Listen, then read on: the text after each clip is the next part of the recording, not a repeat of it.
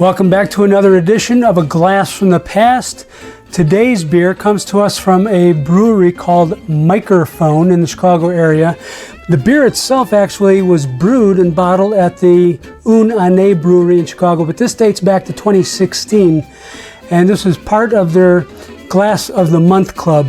This is a blueberry Berliner Weisse with an ABV of 3.75%. Very, very specific alcohol content. And this is called, wait for it, it's called Hast Mich. Now, some of you may not get that reference. You might want to Google the band Rammstein to get what that's all about. But anyway, back to the beer.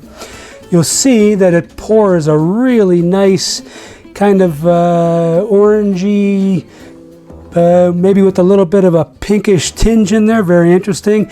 This initially poured a thicker head. It was a little bit more dense, but it's very fine bead, and it even had like a little pink tinge to it also.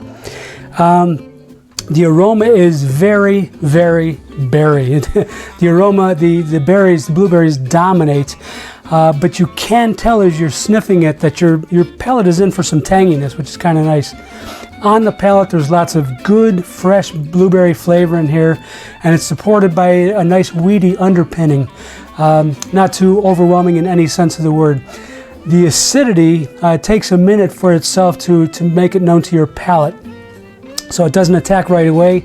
It's kind of as, past the mid-taste on its way to the aftertaste that it kind of kicks in. The finish itself is a final wisp of blueberry before the tang sets in and it wraps up the aftertaste. There is just a slightest hint of funk in there as well. The mouthfeel is medium thin and spritzy like a fine sparkling wine. This beer is light yet flavorful, simple yet elegant. It's a pleasure to sip or quaff.